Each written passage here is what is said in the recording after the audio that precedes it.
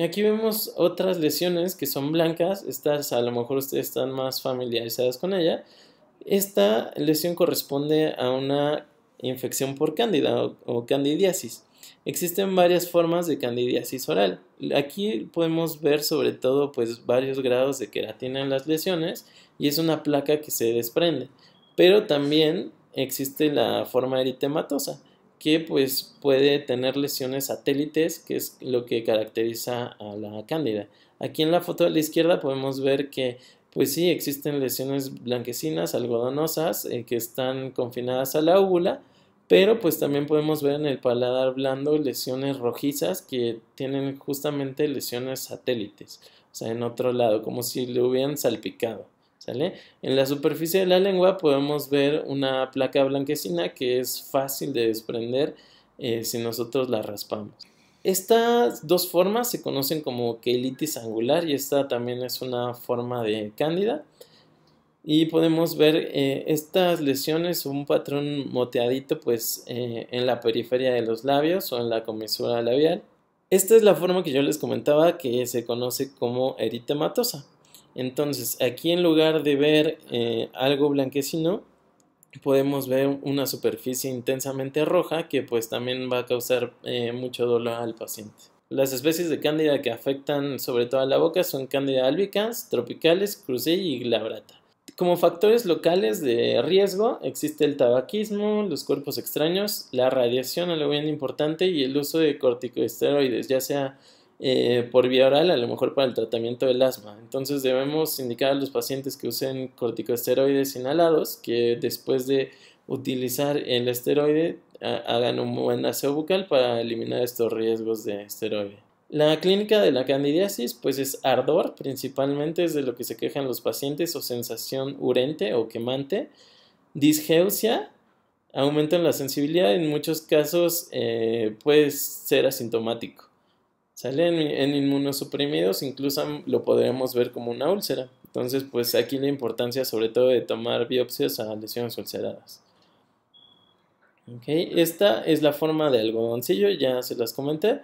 Vamos a avanzar un poquito y el diferencial de la candidiasis es la eritroplaquia, que aquí sería, a diferencia de la leucoplaquia, una lesión roja que no puede ser explicada por alguna otra patología, o el líquen plano, que como ya lo vimos puede tener diferentes formas. A la histopatología podemos observar parches rojos que están atróficos y algunas colonias blanquecinas.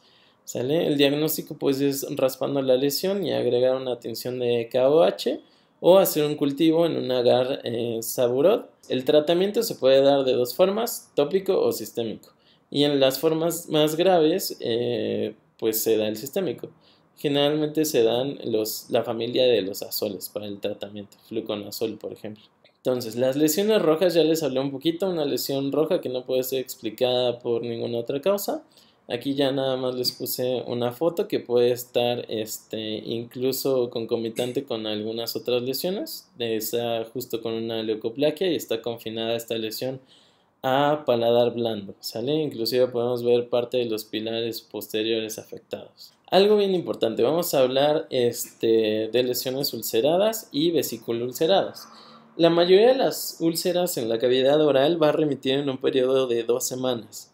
Si no cura en este periodo de tiempo, aunque se haya con tratamiento, siempre hay que tomar una biopsia. Estas dos fotos corresponden a una entidad que se conoce como pemfigo vulgar. Aquí podemos ver úlceras en la boca que se explican por una enfermedad mucocutánea que es autoinmune. Puede ser incluso las úlceras orales la primera manifestación de esta enfermedad, que es el pemfigo vulgar. Y aquí la fisiopatología tiene que ver con anticuerpos que van contra desmogleína 1 y el 3, que son moléculas de adhesión celular. Entonces se van a formar anticuerpos contra este tipo de proteínas y entonces se va a separar la superficie epitelial. Por eso se forman estas lesiones ampollosas y después se va a caracterizar por una úlcera. Algo bien importante del pénfigo es que cuenta con un signo que se llama signo de Nikolsky, que eso es que al nosotros tratar de frotar la lesión se va a desprender. Entonces, este signo de Nikolsky, si las lesiones lo presentan, es una lesión epitelial y generalmente corresponde con pénfigo. Entonces, si nosotros la analizáramos a microscópico, veríamos que hay una separación de la capa suprabasal y de la capa epitelial, justamente. Entonces, pues bueno, el tratamiento de este tipo de lesiones son los esteroides y los inmunomoduladores ya a largo plazo. Estas lesiones de aquí también son lesiones ulceradas. Sin embargo, pues a diferencia del pénfigo, estas van a dejar unas cicatrices. La diferencia por la cual dejan cicatrices es de que la afección aquí es subepitelial o en componentes a la membrana basal. Entonces, si ustedes ya llevan dermatología, vemos que si nosotros pasamos la membrana basal, pues va a haber una cicatrización de ese tipo de lesiones y pues va a apreciarse como lo tenemos en estas fotos. Además puede afectar otros sitios como son la conjuntiva y formar algunas sinequias. Entonces el pemfigoide cicatrizal, pues aquí van a ser diferentes tipos de antígenos. Aquí corresponde con el pemfigoide 2 y colágeno tipo 4. Se ha visto relacionado que al HLA, sobre todo DQ-B1. Estas otras lesiones también podemos ver que son ulceritas y vesículas pequeñas. Estas lesiones de aquí corresponden a herpes simple. Este tipo de lesiones generalmente sigue el trayecto del nervio. Entonces la podemos ver distribuidas a lo largo de la cavidad oral. Generalmente este tipo de lesiones aparece primero con una fase de vesícula que después se rompe y se ulcera.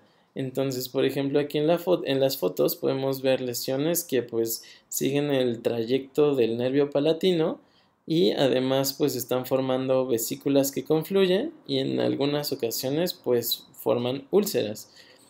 Nosotros estamos un poquito más habituados a visualizar estas lesiones arrosariadas en el labio y pues son muy dolorosas. Esto es un diagnóstico fácil. Sin embargo, en la cavidad oral pues vamos a ver múltiples ulceritas. Es la lesión ulcerada más común y afecta el 60 al 90% de la población.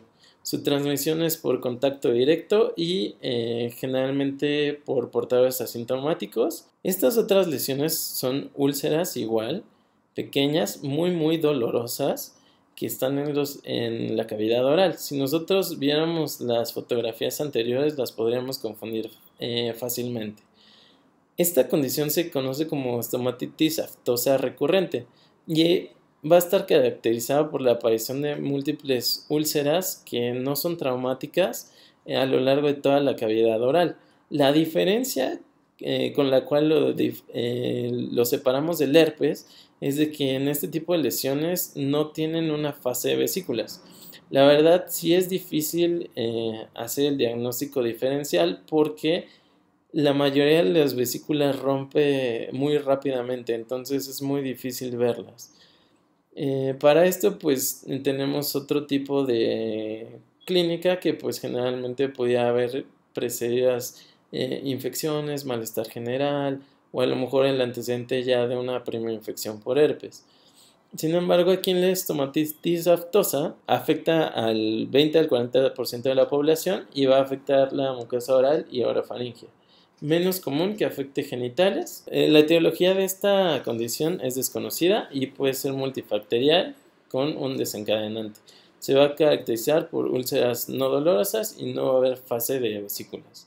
Existen dos tipos de úlceras, las úlceras menores que se conocen como úlceras de Mikulicz y las úlceras mayores. Hay otro tipo de forma que se conoce como herpetiforme y es la que hablamos un poquito en la diapositiva anterior, que es muy fácil confundirlos. Los factores desencadenantes de la estomatitis aftosa las podemos ver resumidas en la siguiente tabla, inclusive puede ser por estrés. Entonces, personas que se estresan mucho generalmente les salen úlceras.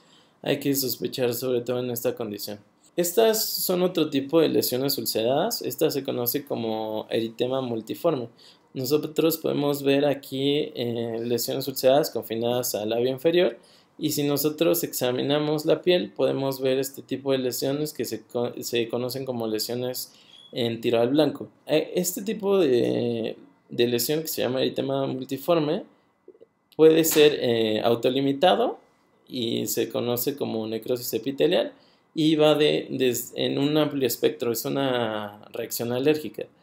Desde el eritema multiforme va a pasar por la forma de Stevens-Johnson y posteriormente la forma más grave que se llama necrolisis epidérmica tóxica. La etiología pues es una reacción alérgica, puede ser por fotosensibilidad a medicamentos, pueden tener antecedentes de infecciones virales. Entre los medicamentos más comunes se encuentran los anticonvulsivantes y se caracteriza la fisiopatología por formación de complejos inmunes. Se va a tener una vasculitis y una infiltración por neutrófilos y macrófagos al epitelio de la lámina propia. La necrosis del queratinocito nos va a producir las úlceras. Ya finalmente vamos a hablar de las lesiones pigmentadas. Las lesiones pigmentadas tienen muchísimas variantes. Lo principal es reconocer cuáles tenemos que biopsiar y cuáles pueden ser de características malignas. Aquí tenemos una técnica que se llama el ABCDE, en la cual nos permite evaluar las lesiones hiperpigmentadas. La A es la simetría. Debemos evaluar si esta lesión está simétrica o no. Si está simétrica nos habla de que hay mayor probabilidad de malignidad. La B son los bordes, si están bien definidos o no. La C es la coloración. Si tenemos una coloración muy oscura, también nos puede hablar de características malignas. La D es del diámetro. Si mide más de 1 centímetro o 5 milímetros en algunos lados, dicen que son sospechosas de malignidad. Y la E es elevación o evolución.